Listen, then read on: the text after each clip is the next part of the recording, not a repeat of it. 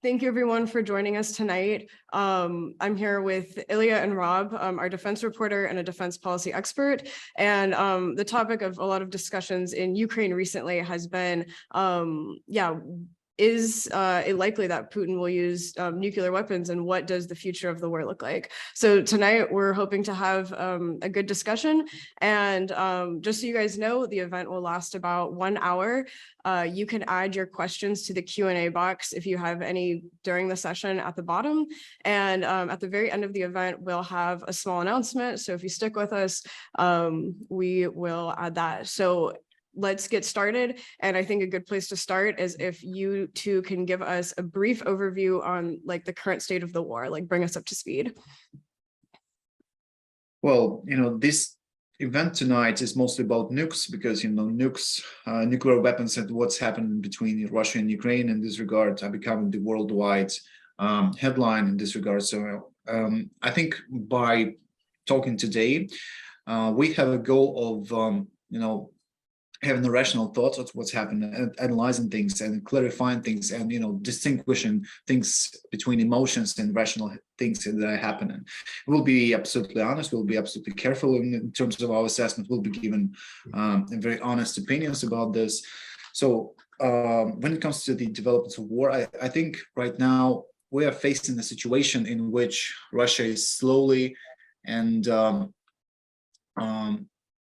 steadily moving to the situation it never expected to be in back in February when it was started. The Kremlin has introduced martial law in occupied Ukrainian territories. They have launched full-scale mobilization. I do not think that it's partial mobilization. A lot of really crazy things are happening, and one of those things is the nuclear threats coming from the Kremlin. So yeah.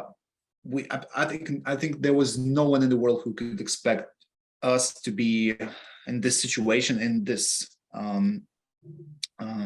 position, this agenda after, let's say, 8 months of war. So we're here to discuss all those things because it looks like this question, along with the Ukrainian capability to go on the offensive in Kherson and other places, would be like top topics to understand and rationalize in our minds. So let's think what we can say about this, Rob. Yeah, so I guess to give a kind of general overview of the context, and it's, for the nuclear kind of discussion is really important. So the Russia's offensive, obviously at the first month they failed to achieve many of their goals. They started to focus on Donbass. They had some success in May and June. And then at the end of June, and the beginning of July, once Ukraine started receiving HIMARS, more modern NATO artillery, a variety of the kind of systems that level the playing field in terms of artillery fire, at that point, Russia's kind of offensives just ground to a halt. And they all took really heavy casualties in the Battle of Donbass. And so at that point, Russia's ability to kind of continue advancing was quite limited. And, what we see in the last about 2 months or so is, Ukraine, we knew they had a manpower advantage. It was always a question of, how will Ukraine use this? How will it train these units? And what we saw since August is we saw the two offensives in Kherson and Kharkiv. Obviously, Kharkiv was, a stunning success. They found a weak point in Russian lines, exploited it. Very, very impressive operation. And then Kherson is a continuing offensive. It's been a much tougher fight, and clearly, Russia has its best units there, the VDV. They have much better defensive positions. But, despite that, Ukraine had some really significant gains 2 weeks ago. We know there's more activity going on right now. Not clear exactly how this go, but, the recent comments by General Surovikin makes it very clear that Russia is concerned about the position in Kherson. And there's reporting from the New York Times a few weeks ago that Russian military commanders wanted to pull back across the river because they weren't sure they could hold the entire front line. And so I think the overall situation is that Russia's front line, I think, is still too long for them to hold with their current manpower.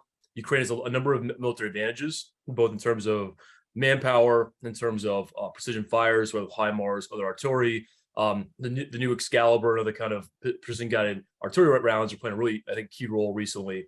They have an advantage of morale, advantage, I think, in military leadership, kind of competency. So there are a variety of military advantages that Ukraine has. And the reason Russia mobilized is because, they lost most of their advantages they kind of used up. once manpower ran through, they're in a really kind of tough position, and they had to do something to respond. Otherwise, they're at risk of Ukraine breaking through the lines elsewhere. And so now I think we're at a point where Russia realizes it's in a tougher position. I think it's trying to retrench somewhat. We're seeing this huge defensive line being built by Wagner and the Donbass. Discussions at least prepping the information space if Russia needs to retreat from Kherson across the Dnipro. And overall, I think it's kind of acknowledgement somewhat that there are issues on the military side for Russia. And what we've been seeing recently with all of these kind of new airstrikes on cities, it's that because Ukraine has the upper hand militarily on the battlefield, Russia is responding in asymmetric ways to go after civilian sites, go after infrastructure, to do other things to kind of make it more difficult for Ukraine to fight, because militarily they have a weaker hand right now. And so I think in the context of the nuclear discussion, right, I think that's where we face ourselves, where I think Ukraine has a number of military advantages. I think a lot of those advantages are going to continue to grow. I think of the winter, those advantages can be more important, because right now morale is a really important thing. And when the weather gets bad, discipline and morale become even more important, and an even more important separating factor between military forces. And Russia's force now is increasingly involuntary. It's people being stopped, lost to continue serving, mobilized, all these kind of things. And on the Ukraine side, you have people who want to fight with very clear strategic goals. So there's a lot of kind of benefits. So the context, I think, for why we're talking about nuclear weapons is that Russia militarily is in a tough position. I think Ukraine is going to keep gaining ground. And the question is, how will Russia respond to continued losses if they can't kind of symmetrically respond with conventional military force? Absolutely. And that leads us to the main question of the night, which is if Russia has been struggling to hold the front line and these advantages are stacked in Ukraine's favor, how likely is it then that Putin will resort to using nuclear weapons? Shall I start, Mary? Hey, can you hear me, guys? Yeah. Yeah. So the thing is that, it's a tricky question. How likely is this? To put it simply, I think it's possible, but not very likely. So if we count to 5 in terms of, 5 being the biggest likeliness behind this, I think we have in 3 out of 5 in terms of the likeliness of such an event. The thing is that, Russia militarily and politically is in a very tricky place right now in Ukraine. And it has made a lot of extreme things that we could not expect, such as the mobilization, such as many other things, such as the ongoing civilian attacks on civilian infrastructure in Ukraine. So it goes further and further towards, extreme things. And nukes are one of those things that are still on the table, one of those few things that are still on the table as a possible solution to this. And the options are dwindling, I think, with every week. So I think at some point we'll be facing a situation in which Putin will have nuclear option as the only option left that would possibly save his ass. But on the other hand, on the other side of this question, I think that if he decides to use this to go with nuclear, the political backlash from all around the world, from the West, but also from nations like China, like India, would be so devastating that the possible effect from the use of even limited use of tactical nuclear weapons in battlefield or upon civilian infrastructure somewhere behind the lines, or even as a sign of intimidation and blackmail. I think that the effect would be so devastating and so not worth it, so that even if Putin decides to do this, he will be very quickly curtailed, because I don't think that China would be very happy to see this precedent, opened up. I don't think that this is what China would want to see. So I think if he decides to do this, we'll be able to detect this long beforehand, and there will be hopefully enough time for the West and also for the East to respond and to stop it before it's too late. So I think that it's not likely. It's possible. We know that Putin is not a rational guy from our point of view. So I think it's possible, but not very likely. And even if it happens, it would not change the course of things for the general situation in Ukraine militarily. So yeah, that's a very general understanding of why. Sure. So I'm not a nuclear weapons expert, so I'll try and kind of give kind of broader context, maybe the thought process. So I think there are a couple things to look at when we talk about this. One is when we talk about using nuclear weapons, or the details are really important. So I think most who are talking about tactical nuclear weapons, not strategic nuclear weapons. So the scope is smaller. But even if you use a tactical nuclear weapon, there are so many issues with that in terms of the fallout, in terms of where do you use it? If Russia wanted to use that on a military target in Ukraine, right? Most of the military targets are near Russian forces, right? They want to use a nuclear weapon near Russian forces. They want to use it on, what terrain or they call it Russian territory, as they've annexed, even though obviously they don't control much of it. And if you don't use it on a military target, does Russia want to do that, right? Do they want to use that on a city? Someone that, which would have such, as Illia said, it would have such a devastating international response to that. And I think there are a lot of issues with that. And there's another question of, okay, maybe they'll use a tactical weapon as a demonstration, right? Maybe over the Black Sea or somewhere else, but there's still a ton of issues there, right? If you use the Black Sea, it's going to frustrate Turkey to an extent, that it hasn't been before. That's going to create all these other issues. And if you do a demonstration, would that end the war? Probably not. But would it lead to all this kind of international outcry? I think it would. And so, I think when we talk about how this would work out, there's so many questions here. And one of them too is, Putin has been consistently concerned about triggering a NATO response, right? He's not tried to test Article 5.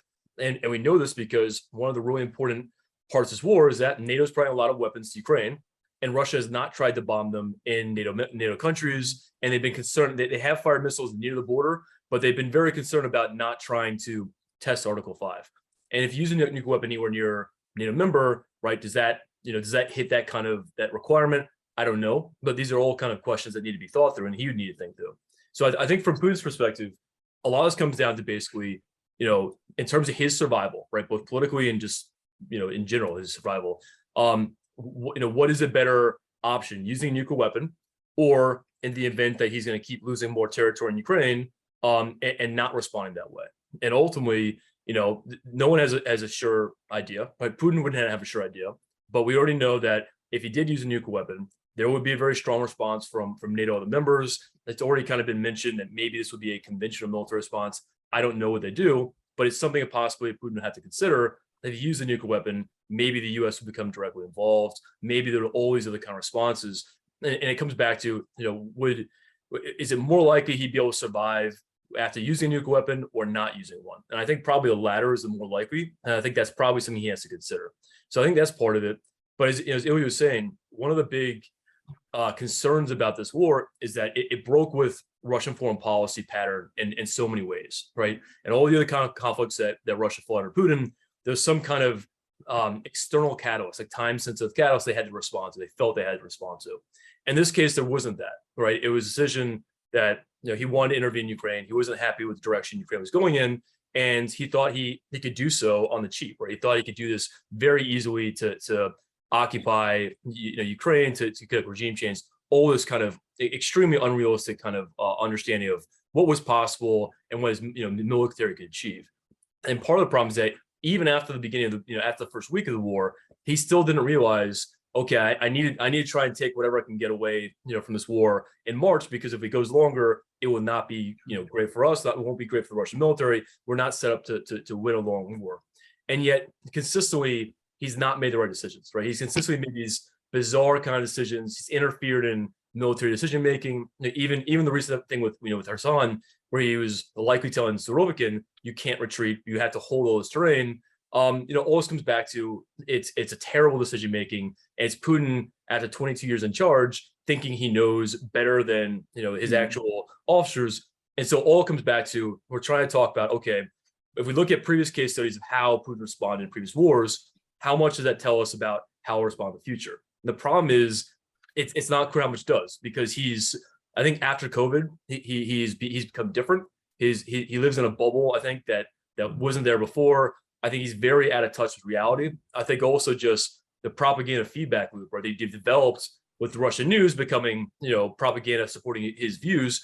I think he starts watching the news and actually now is being affected by the same propaganda, doesn't understand what's happening because he believes what he's seeing on not all his shows. And so all this comes back to just, I don't think the cost benefit analysis works for using a nuclear weapon in this case. It wouldn't necessarily end the war. It would lead to so much international response. But at the same time, Putin's made a lot of bad decisions this war. And, I can't say confidently he won't make more bad decisions, and he could do that. The one thing I'd say, the last point about this is that, the use of nuclear weapons in Russian military doctrine is supposed to be for an existential threat to Russia. And, I'm sure Putin conflates his kind of survival with Russia's survival and says they're the same thing. Well, they obviously aren't. But, if we talk about if Ukraine takes back the Donbass, is that really an existential threat to Putin? Not really, right? And I think at a minimum, I don't think any kind of use of nuclear weapons is likely unless Crimea is threatened. And so I think the rest of the occupied areas, I don't think it's that much a threat right now. But again, just with Putin, it's hard to tell right now because it's hard to know what he understands. It's hard to know what kind of response he thinks would work with NATO, with Ukraine, with the rest of the world. He seems to be so out of touch. So one word about this, I keep thinking about the actual effect on the ground they would want to achieve by using, tactical nukes. Oh, let's imagine the situation in which Russians have made this whole process of deploying actual nukes to the battlefield. So let's pretend they want to break through Ukrainian lines. So they're using the tactical nuclear weapons. So they expected they're supposed to create like gaps in Ukrainian front line, in Ukrainian defenses. And then in order to get the actual effect of the result, they're supposed to send their units right through those gaps that they created with nuclear weapons, basically just across the ground zeros, the contaminated areas that had just had the nuclear mushrooms over them. To be honest, I am not sure if given the morale, the Russian troops, especially when it comes to mobilized people, absolutely untrained, unwilling, would be more than happy to hold the line or even go through actual nuclear ground zero after they have seen the nuclear mushroom in front of them.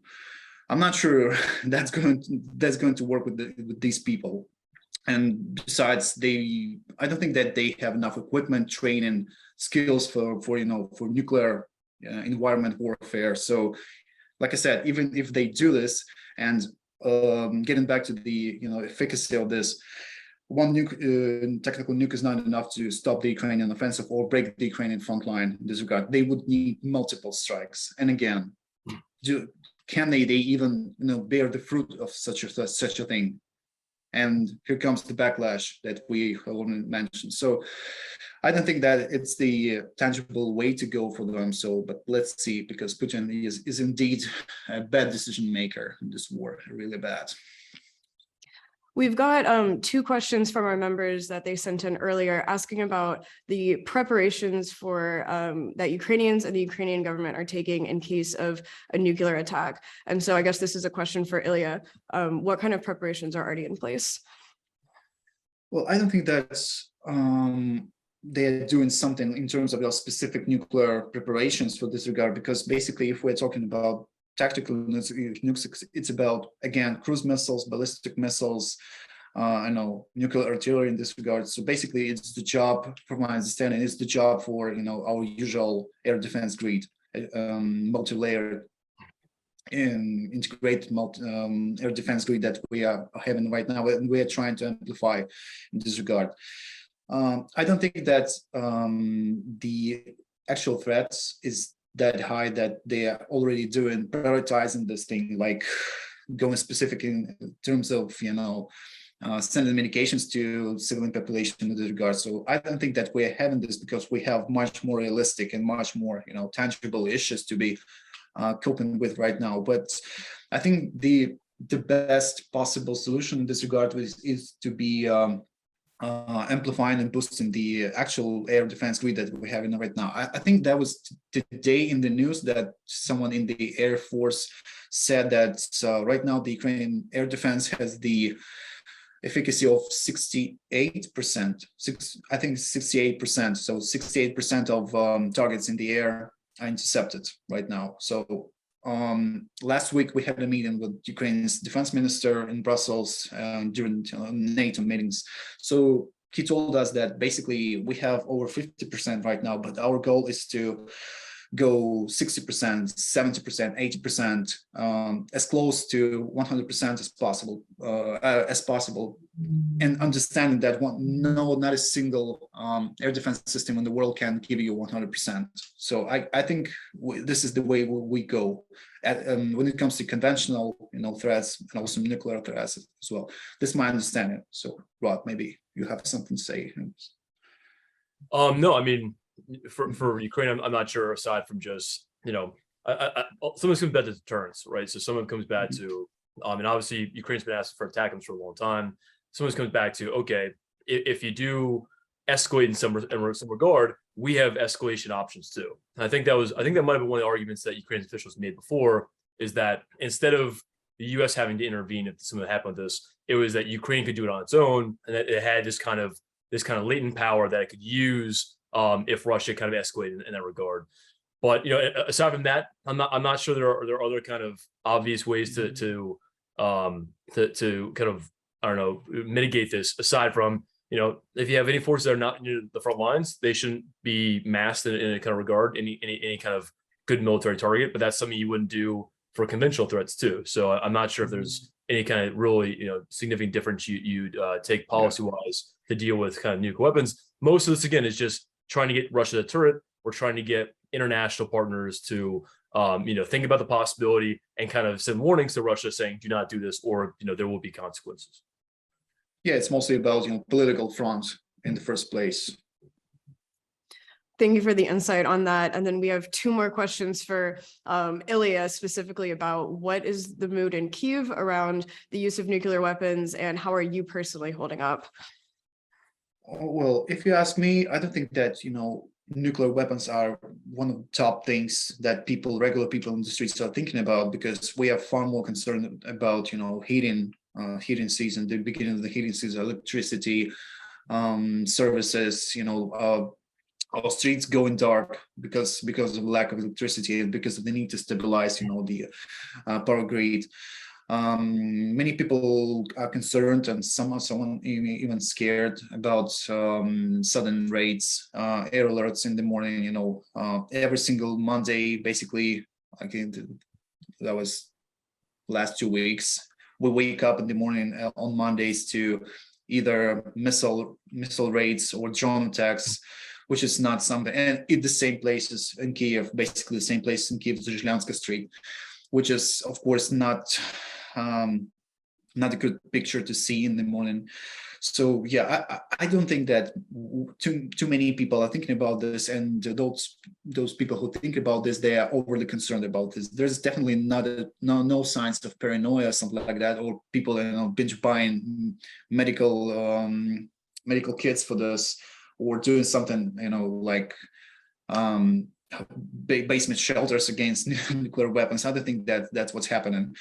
In general, we still have this very healthy, as I like to call it, like a very healthy and very positive devil may care attitude, in which some people who think it's necessary, they find shelters during air raid sirens, but many people are easygoing about this, and even if they go to basement shelters, they make jokes. Some people adapted like underground bars as actual shelters. So it's a shelter and a bar where you can enjoy beer during air raid time. So yeah, it's the effect of very stable morale and very stable public perception, maybe, in this regard. So yeah, there's a unity among Ukrainian people, and we're just going through this bit by bit, step by step, and we're doing fine. I'm really happy about this, that Russians failed at destabilizing and intimidating this society, because I don't think that we will be able to sustain such a war effort with the social collapse or something like that. It's a good thing. Okay, great. Moving back towards more of like the Russian strategy side, we've had a few questions sent in tonight and earlier about the chain of command in Russia around Putin, and if it's possible that those under him would like disobey the orders to launch nuclear weapons. So what does that chain of command look around Putin? This might be a question for Rob. Sure. So I'm not sure of the clear kind of authority for launch decisions. The U.S. has kind of pretty clear delineation. I'm not sure if Russia has the same way. I think obviously, people in his inner circle will kind of know if he's, what he's thinking about. He obviously, he clearly does not want to use nuclear weapons, right? And he's taking every step before that, right? So mobilization, declaring martial law, all these kind of steps, right? And yes, there's nuclear saber rattling, but clearly he doesn't want to get to that eventuality, right? And still legitimate question, right? What is preferable to him, using a nuclear weapon or losing more territory? But it's clear he doesn't want to go to that last step.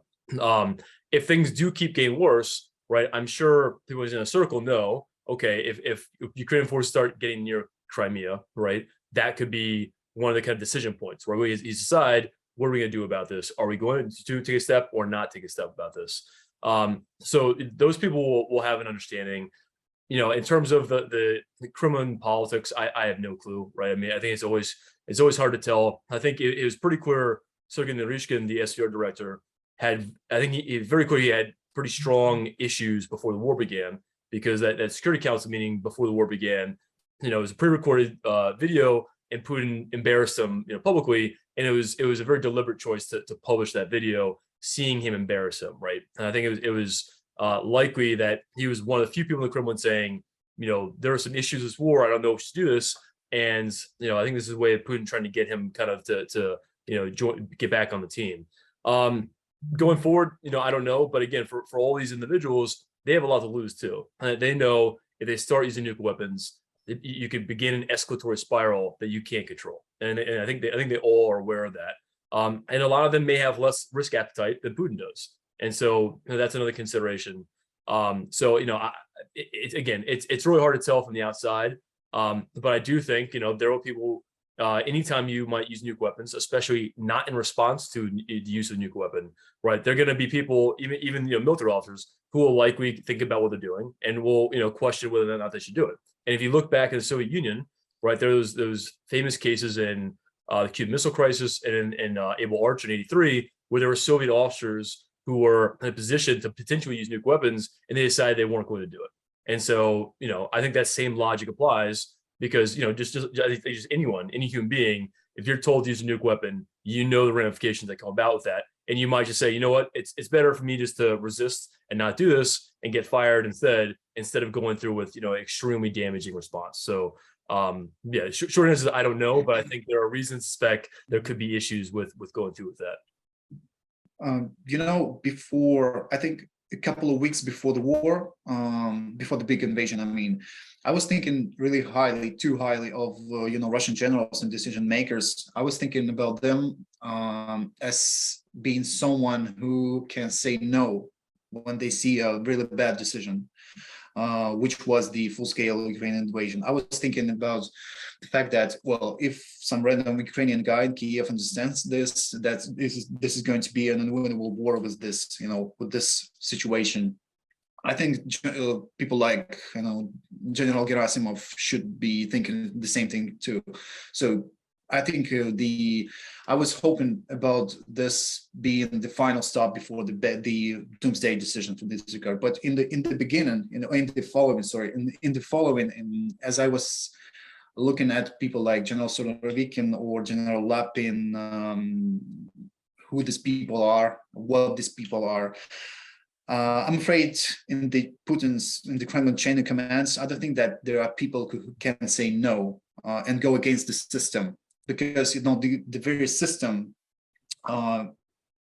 they're very part of this very system, and this system does not envisage people who can say no to this regard. So I'm afraid we should not be thinking a lot about people who can break through this chain of commands to actually deploy nukes and then use them, because all those who can say no, I'm not serving in the Russian military and not getting to the general rank and to such things. So I'm afraid we don't have good news from this side.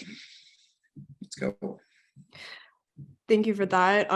We've got another question about kind of like popular support behind Putin and for the war. And so kind of two questions that we've had sent in are, how has mobilization affected popular support? And would the use of nuclear weapons also affect popular support? And what would that look like? So there was a Levada poll, I think 2 weeks ago, 3 weeks ago, maybe, that they do one every kind of week. And they ask some of the same questions, and one of them is about Putin, and of course that number will never deviate that much because there's a big selection bias problem in Russian polls. So if a pollster calls up someone and says, "Do you support Putin?" If they support Putin, they'll probably say yes. If they don't support Putin, they'll think about whether or not to answer correctly, right, or honestly about that. So those polls never are that accurate at this point. But they ask, are you feeling anxious or not? And that number jumped about like 20 or 30 points after the mobilization decision was made, right? Which was the kind of like only way, I think, through polling, Russians could kind of indicate, okay, we have really significant issues or concerns. What does that mean in practical terms? I don't know, right? I thought there would be, at this point, more of a kind of domestic response from Russians, and there hasn't been, right? And, there were initial protests, but, Putin has constructed such a system in Russia where many of the opposition figures were either already in exile, they're in jail. He's very effective at crippling how protest movements kind of begin, right? But they know how to identify leaders and to kind of take them out or to kind of block these things. So looking at kind of how it goes from now, I don't know. I think one thing that is clear is that the decision to mobilize was one of the riskiest political decisions he's made, because it for his entire career, like, it was kind of a social contract where, you're not going to have much say in Russian political decision making, because we're not going to have free and fair elections.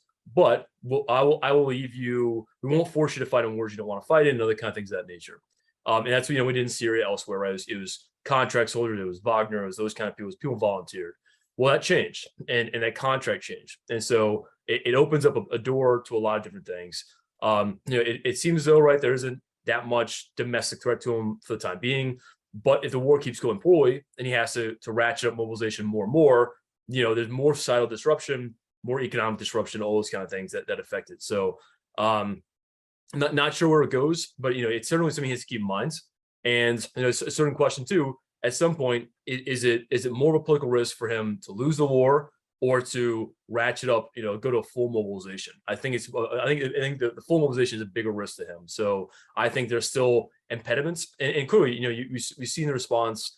The mobilization was done in a very centralized manner, right? Where basically any adult man was being pulled off the street, right? There are indications that they've been pulling Tajik citizens, right? Migrants who are working in Russia who are not Russian citizens. They were, forcing them into. That allegedly the shooters in Belgrade, that they were not Russian citizens. And we've seen all these stories of guys who are being mobilized who are in their 50s, had medical issues, always kind of variety of problems. But it's clear that when those cases came out, that Putin and other politicians responded because they were concerned enough about that perception. And so there is obviously concern there. And it is still a limitation, right? It's a limitation of how far Putin can go, because he knows if he mobilizes too much, it might be too much of a domestic risk, and that's a concern he has to have. Yeah, I think Russians are really terrified, and majority of them are really terrified, which is why we have seen so many people trying to break through Russian border lines to flee to foreign nations. But I'm afraid that the Kremlin's grip upon the whole nation is so tight, so frantic, that I don't think that even many scared people, many those who oppose this war, they can do anything about it. I don't think that it's going to happen, at least at this point. So yeah, the situation is not very good in this regard too. We've got another question from one of our members, and it's about Russia's nuclear arsenal. There's some questions around how much money it takes to maintain. We know that they're like the largest nuclear power, but are those nukes like up to date? And is the conventional weapons that we've seen on the side of Russia, can that be used as any indicator for how modern their nuclear arsenal is?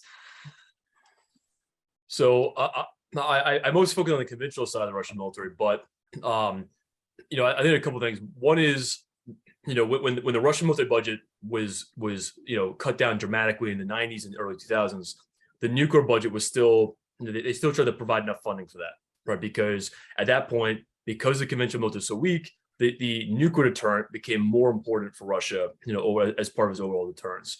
And all the kind of the big state armaments programs, the big spending programs, or the spending on the Russian military, nuclear funding is always still a priority. And so they always put money into it. They always emphasize it. So they have a huge nuclear arsenal. A lot of it, we often focus on the strategic weapons, right? The new system, the Sarmat or the Bulava, all those other kind of systems.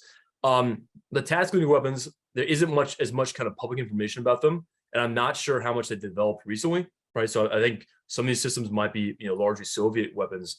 So I don't know as much about that, and it's certainly possible, right? Some of these weapons wouldn't work, but it's not something you can count on, right? If they decide to do a nuclear strike, right, they would manage to use a nuclear weapon that works. And so but there are concerns there. What I will say also is that they did do nuclear weapon testing. Some of those weapons fail when they do these launches from to Kamchatka.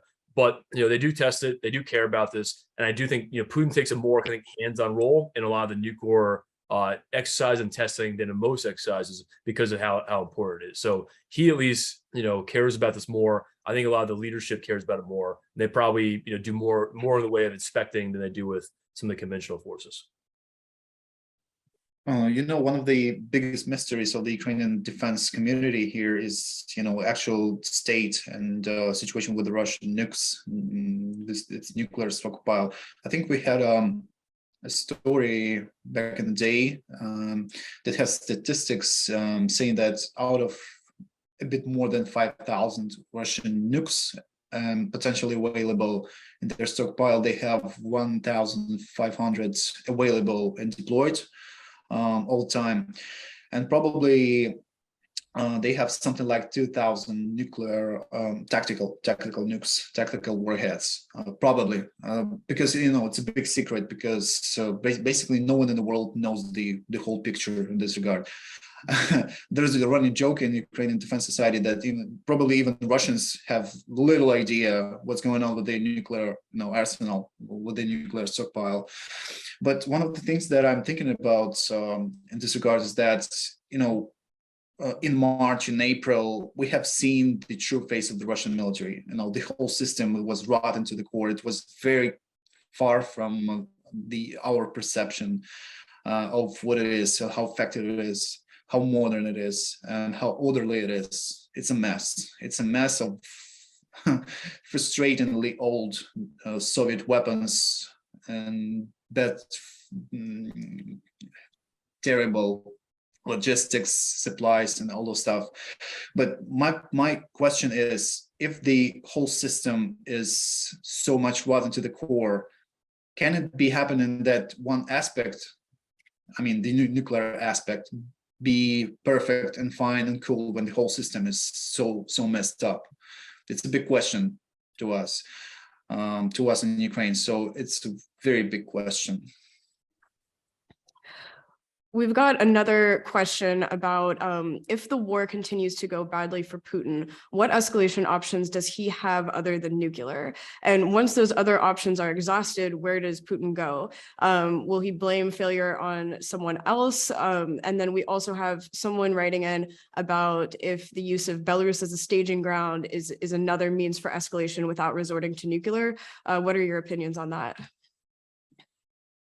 So, we're seeing the steps he can take, right? So mobilization was one, and it's a partial mobilization initially, but once the decision was made to mobilize, it means he can ratchet up in the future, right? If he needs more manpower, so on. So that by itself was a risky decision, and it was a decision saying, from his indication, that he was more concerned with losing the war than mobilization. So that was part of it. We're seeing the strikes on infrastructure, right? The focus on trying to terrorize civilians, trying to destroy kind of the heating infrastructure in Ukraine to make it more difficult. And I think a lot of that is it's ready to go after Ukraine's economy, right? Make it more difficult for Ukrainians to go at their lives, without always kind of being in fear of weapon systems being used. And if you stymie any economic growth, right, you might kind of try and force an economic collapse instead. That's another way of working. And of course, with the potential news that Iran might be providing ballistic missiles and other missile systems, right, that threat is still there. So he's going through those steps. He's doing these other kind of steps, kind of asymmetric steps to try and respond in other ways because of the military weaknesses. And again, part of that, is the concerning part is that he's doing the other things he can, where he thinks it might, some way respond and might have some chance of success before using nuclear weapons. And the concern is that maybe that is his last, option if he exhausts everything else. So I don't know, but he is going through those steps. He is, taking other kind of policies, and I think he's open to other ideas of how to respond. But again, keep in mind, he still is not. There's no indication they try to destroy any kind of NATO weapons while they're being delivered, right? While they're in NATO hands. There's no sign of kind of, I think, intelligence operations trying to kind of destroy ammunition in NATO members. That's something that they might consider doing. I think some Russian kind of Telegram channels have mentioned that as something we need to do. And so that it's clear that he's holding back from some steps, and hopefully he'll continue doing that. But it is an open question of what is he willing, how far is he willing to go, and that's not fully clear. I don't know. Sometimes I think that Putin wants to go for a long ride in this regards. So he wants to keep exhausting the Ukrainian economy with civil infrastructure destruction, with missile strikes, the drone strikes, for as long as possible to regain the lost strength that was lost during the Kyiv blitzkrieg. To keep mobilizing, to keep pumping up, to keep demothballing, tanks and BMPs and stuff, to actually, build basically yet another army, something not as professional, not as good, not as qualified as what we had back in February, but still large and serious enough, and numerous enough in this regard. So, and to throw it again against Ukraine that is exhausted, that is embattled, and against the West that is, exhausted in terms of its, readiness to go on anymore. So there's the limits, always the limits, and I'm afraid the West would potentially reach its limits sooner than Ukraine can. So I think in this regard, it's very important that we do not give him time for to get a hold, to get a pulse, to regain strength. So time is not on our side in this regard. So we have to finish the job before the world gets exhausted about this. One of our final questions, also thank you to everyone who's sent in questions so far. We've gotten a ton, and we're trying to get to as many as we can before the event ends. But one of the final questions is, someone wrote in about President Kennedy's speech at American University in 1963, and they quote, "Above all, while defending our own vital interests, nuclear powers must avert those confrontations which bring an adversary to a choice of either a humiliating retreat or a nuclear war." What might a non-humiliating retreat for the Russian Federation look like? And at this point, is such a thing even possible? So, part of the problem is, and this is one of the issues. There's been a lot of kind of talk recently with Elon Musk and other people in the West talking about there's this huge sort of nuclear weapons. We have to force peace on Ukraine. The problem is that Russia, they're not signaling they're looking for negotiations, and we keep hearing Russian officials talk about regime change, about these kind of really maximalist objectives. We know in the beginning, right, that's what Russia was pursuing. It wasn't to stop Ukraine from joining NATO. It was to topple Ukraine's government, to make Ukraine into a vassal state, and kind of destroy a separate Ukrainian identity. Right? It was this really ridiculously ambitious kind of goal, which was never achievable. And even after that became clear it wasn't achievable, Russian officials keep talking those lines. They keep talking regime change is critical and always other kind of things. And so a lot of this goes back to, Russia they have not been, quickly kind of open to kind of negotiations on reasonable terms. They haven't made that clear that, back in February, March, they could have walked away probably with, declaration of neutrality from Ukraine, some other kind of concessions, and they chose not to. And so, when we talk about what will Putin accept, he's in a weaker position now. That's his fault. Or that's a position of his own making. He didn't have to invade Ukraine again on February 24th, and of course, there's this irony that the parts of Ukraine that he occupied before February 24th are at risk because he decided to start this war that he didn't need to. And so a lot of it comes back to Putin, comes back to his decision making, what he's actually looking for. In terms of humiliating defeat, well, this is his decision. Part of the problem is that we've seen nuclear powers lose wars before, right? We saw the U.S. lose in Vietnam, right? We saw the U.S. lead Afghanistan. Those wars were less, I think, politically important to the U.S. than say Ukraine is to Russia. But also the big part of it too is that in those wars you had different leaders take part, right? So different U.S. leaders. So the final leader who pulled out of those countries, it wasn't all his responsibility. The same thing with Soviet Union and Afghanistan. Gorbachev, he wasn't the one who got Soviet Union and Afghanistan in the first place. The problem for Putin is that he's the one who started this war. The blame will come to him, right? And so, and there's no reason to suspect he's going to be replaced anytime soon. So that's one of the big concerns. But in terms of humiliating defeat, right, we're not talking about an existential threat to Russia here, because Ukraine is not trying to go to Moscow. It's trying to take back its own territory that Russia occupies. And so we talk about what is humiliating defeat. Well, this is what happens. You get involved in wars. There's a possibility it will go very, very poorly for you, and it often does for the attacking side. And that's what's happening for Russia. So, I don't know. I think it's, I do think nuclear escalation is a concern, right? We can't eliminate it completely, but at the same time, Russia has not made it clear they're looking for a negotiated settlement. I think if they get a ceasefire, they'd use it to build up forces to attack again. They're not sending the right signals. And so, the only option really is that Ukraine, they need to be given the resources to win this war.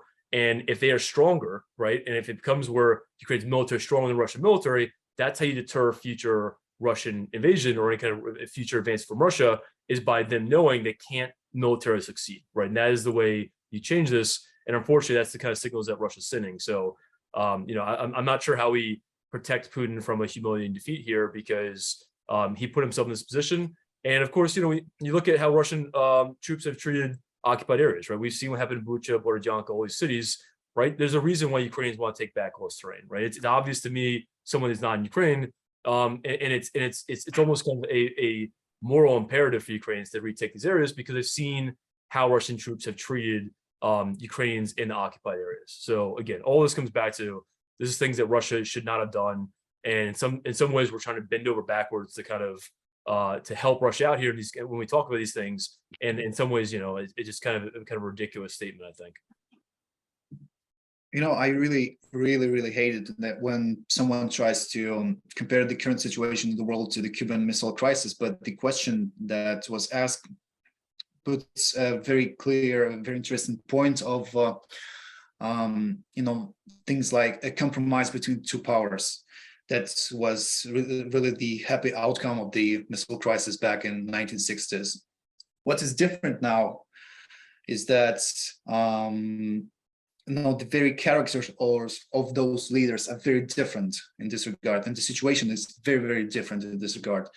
JFK administration and John Kennedy himself, he was the man who has seen the war, and Khrushchev and his people were also a man who has seen the war.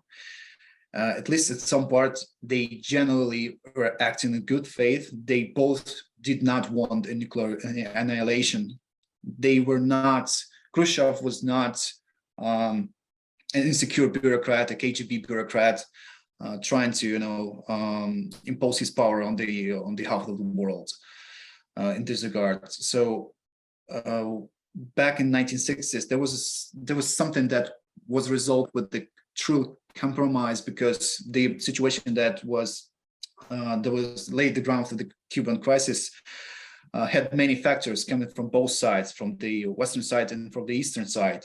And a wise compromise between those superpowers was the result that saved the world from this regard. Right now, we have in a situation in which this insecure bureaucrat, KGB bureaucrat, decided to unleash the biggest war of aggression against the weaker power in this regard. And he escalated to the point of deliberately using the nuclear blackmail and getting the world to this situation from his side. So this is something that happens from one side. I know it's the war of choice. It's the war of his responsibility. I mean, Vladimir Putin's responsibility. So I don't think that we can be seeking compromise in this regard. It's not the something that came from both sides. This is something that came from one side. It's the fault of the Russian leadership solemnly. And rarely enough, I think we were facing a very rare historical situation in which sides are so black and white, and the distinction between the good and the bad is so clear in this regard. So it's definitely not something that requires a fair, good faith compromise, because there's no good faith from one of the sides. So I think, yeah, unfortunately, this is bad. The whole situation is bad because there's no place for a genuine good faith compromise, and we will have to go to the point of rendering Russia not able to go offensive or go on waging a defensive or offensive war at this time and in the foreseeable future in this regard. This not necessarily means that, the destruction of Russia as a nation. This does not necessarily mean regime change in Moscow. Does not mean killing all the Russian soldiers available. So, but it's about denying Russian ability to go on with this war, and now finally having a sort of an agreement in this regard, because you can't go on anymore. So I'm afraid that's going to be a long process, but we're moving there. And I'm really happy to see world leaders deciding to go the hard way instead of, easy deal with the devil. That will always be the worst way in the historical aspects. So we'll see what we're doing. But in this regard, we're acting in good faith, which is good news, I think. Okay, that brings us pretty close to 9 o'clock, so the end of this event. And I just want to ask both of you, is there anything that you think that is critical to this discussion that you think was missed, or any final remarks to add before we wrap things up? Maybe a couple of words about the whole nuclear thing, because the Russian nuclear blackmail is becoming one of the top factors that define U.S. policy, European politics. So it's a factor. It's a huge factor. One of the things that I wanted to say is that yes, giving into this blackmail does not work. As simple as that. Giving up to blackmail just bears fruit to many other threats and many other demands that will multiply and consume us into even worse situation very soon. So going the easiest way of tempting deal with the Kremlin in exchange for something that seems to be an easy solution is not the way we go. Absolutely not the way we go, and not because we in Ukraine does not want this, because that basically means the very cynical end for Ukraine as a nation, but also because it's not the answer to this question. And the blame for this current situation should be laid on one person who has unleashed this, because from my absolutely firm understanding and my firm belief, this war has never had any serious, historic, deep reasons to be unleashed. It's a very purely war of choice, and this choice, this failing choice, led us to this present situation in which we have to be thinking about and explain things about nuclear Armageddon, and thinking about the ways how we can prevent this. So it came from one point, and this point must be distinguished. Yeah, so I think we pretty much covered everything I could think about on the issue. Again, I'd say just and so when we talk about nuclear weapons use, there are a lot of technical questions about how would you use it, where would you use it, when would you use it, and all these kind of ramifications, right? And there's so many negative kind of potential issues with using it for Putin, that it's got to be an issue of like a step of last resort, and it's not clear that it's one he thinks is preferable to losing the war, right? And I'm not sure that's the case. So there are any number of different issues with using nuclear weapons. But look, it comes back to the reason we're talking about this is that Ukraine has military advantages right now. And we already knew about a lot of those things, about manpower, about the training effort being the UK, right? Ukrainian soldiers being trained much better than Russian soldiers at this point. The equipment is better. Ukrainian artillerymen, right? They have a lot of experience with NATO artillery, with HIMARS now. As long as they keep receiving enough precision guided munitions for these weapon systems, right? They have a significant advantage. They have the advantage with the intelligence, receiving kind of U.S. and NATO intelligence, and anyway, any number of military advantages. So the reason we're talking about this is that Russia's struggling to meet with that, right? The military advantage they had at the beginning of the war, they've used a lot of that up. It's a lot of that isn't there anymore, and now Ukraine has a lot of advantages, and they're trying to respond in asymmetric ways because direct military symmetric response. They're trying that, and it's not working that well. And I suspect Ukraine will probably have more success before the winter sets in.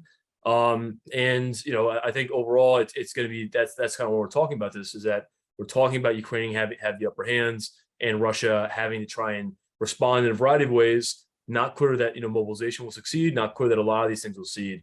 So there are anyway a number of considerations, but we're talking about this issue because Ukraine's doing well and they're having success, and so ultimately I'm still optimistic. I can't say I'm not going to try to make a detailed prediction about when Ukraine will take what territory back, but there are enough kind of reasons to be optimistic here that I think Ukraine's going to keep having success. Yeah, it's a very important point that not giving in and fighting back actually works. Yes, it works because I am where I am right now, which is Kyiv. I think that is a great note to end things on. I want to say thank you again, both to Illia and Rob, for taking the time out of your day, and also for all of the insight that you've lent us. We do have the announcement as promised. Basically on November 1st, Illia will be hosting a Twitter space. So please join, stay tuned for announcements, and we'll keep you updated on that. He will provide some updates and more insights about the war. But anyway, thank you guys again for joining in, and thank you, Illia and Rob, for joining us. And I hope everyone has a great rest of their day or evening, depending on where you are, and hope to see you next time. Great.